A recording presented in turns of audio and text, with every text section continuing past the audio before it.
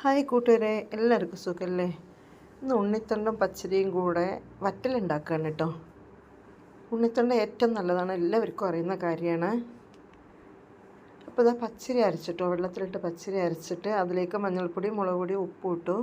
പിന്നെ ഉണ്ണിത്തണ്ട് കഴുകി വെള്ളത്തിലൊക്കെ ഇട്ട് കറയൊക്കെ കളഞ്ഞ് വാരിയതാണ്. അതും കൂടി ഇട്ടിട്ട് അടുപ്പിൽ വെച്ച് കുറുക്കിയെടുക്കണം കേട്ടോ. ഇത് കുറുകി കിട്ടുന്നവരെ ഇച്ചിരി ഇളക്കിക്കൊണ്ടിരിക്കണം, അല്ലെങ്കിൽ പെട്ടെന്ന് അടി പിടിക്കും. അതിലേക്ക് എള്ളും ചേർത്തിട്ടോ. ഉണ്ണിത്തണ്ട് നല്ല ഔഷധമാണ് കേട്ടോ. അതും പാളയംകോടൻ പഴം ഉണ്ടല്ലോ, അതിൻ്റെ ഉണ്ണിത്തണ്ട് അതാണ്. അതേപോലെ നേന്ത്രക്കായൻ്റെ ഉണ്ണിത്തണ്ടും, ഇത് രണ്ടുമാണ് ഞാൻ എടുക്കട്ടോ. മറ്റേൻ്റെ ഒന്നും ഉണ്ണിത്തണ്ട് ഞാൻ അധികം എടുക്കാറില്ല. ഈ ഉദരസംബന്ധമായ രോഗം, മൂത്രതടസ്സം, ഇതിനൊക്കെ ഉണ്ണിത്തണ്ട് നല്ല.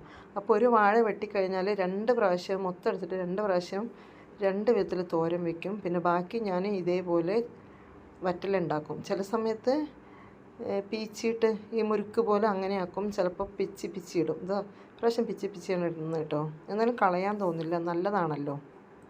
നമുക്ക് പപ്പടമൊക്കെ കാച്ചിയെടുക്കണ അങ്ങനെ തോന്നുമ്പോൾ ഇതുപോലെ വറ്റലെടുത്ത് വറുത്താൽ മതി. അത് ചോറിനും പറ്റും, ചായക്കും പറ്റും. ഉണ്ണിത്തണ്ടുള്ളവരും ചെയ്ത് നോക്കൂ കേട്ടോ. ഇതാണ് ഇന്നത്തെ വിശേഷങ്ങൾ. എന്നൊന്ന് സബ്സ്ക്രൈബ് ചെയ്ത് സപ്പോർട്ട് ചെയ്യണേ.